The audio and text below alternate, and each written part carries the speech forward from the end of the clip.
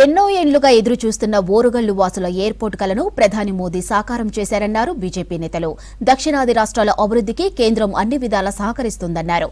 ఇకనైనా బీఆర్ఎస్ కాంగ్రెస్ పార్టీలు కేంద్రంపై అసత్య ప్రచారాలు చేస్తూ విమర్శించడం మానుకోవాలన్నారు బీజేపీ నేతలు. మామనూరులో ఎయిర్పోర్ట్ నిర్మాణానికి అనుమతిచ్చిన ప్రధాని మోదీకి ధన్యవాదాలు తెలిపారు కేంద్ర మంత్రి కిషన్ రెడ్డి. హైదరాబాద్లోని కవాడిగూడ సీజీఓ టవర్స్ లో ఏర్పాటు చేసిన మీడియా సమావేశంలో కిషన్ రెడ్డి మాట్లాడారు. ఓరుగల్లులో ఎప్పటి నుంచో ఎయిర్పోర్టు నిర్మాణం చేయాలని డిమాండ్ ఉన్నట్లు తెలిపారు. ప్రధాని ఆ కలను సాకారం చేస్తున్నారన్నారు కేంద్ర మంత్రి.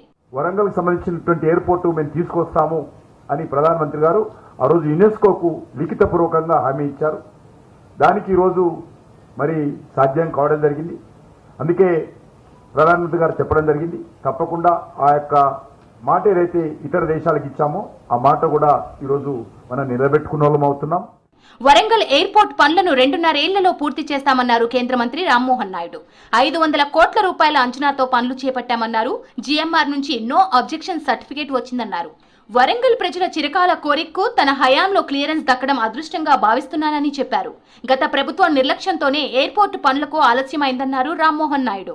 ఒక్కసారి ల్యాండ్ ఇచ్చేసిన తర్వాత సుమారు దీని తాలూకా కంప్లీషన్ టైం 3 years ఉంటుంది.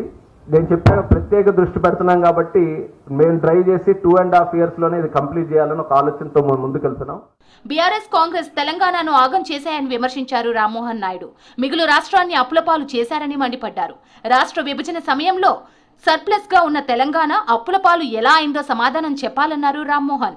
రాష్ట్రం విడిపోయిన తర్వాత తెలంగాణ సర్ప్లస్ స్టేట్ గా ఉంది. ఇక్కడ పరిపాలకులు ఏం చేశారని అడుగుతున్నాను. రైల్వే మినిస్టర్ గారు బడ్జెట్ అయిన వెంటనే తెలంగాణకి ఎన్ని కోట్ల రూపాయలతో కొత్త లైన్లు ఏవి ఏ కార్యక్రమాలకు ఇచ్చామని స్పష్టంగా తెలియజేశారు. అయినా సరే పదే చేస్తున్నారంటే నాకెందుకో ఇక్కడ జరుగుతున్నటువంటి సమస్యల్ని డైవర్ట్ చేయడానికి, ఎక్కడ చేయలేనటువంటి అసమర్థతను ఏదైతే ఉందో అది డైవర్ట్ చేయడానికి పదే ఇలాంటి అలిగేషన్స్ చేస్తున్నారన్నటువంటి అనుమానం కలుగుతుంది. రాష్ట్రానికి కేంద్రం ఇచ్చిన నిధులపై సీఎం రేవంత్ చర్చకు సిద్ధమా అని సవాల్ విసిరారు బీజేపీ ఎంపీ రఘునందన్.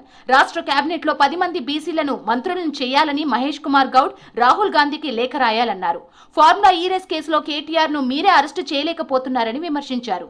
వ్యక్తిగత దూషణలకు దిగితే ఊరుకునే ప్రసక్తే లేదన్నారు రఘునందన్ రావు. ఏం నడుస్తుంది రాష్ట్రంలో?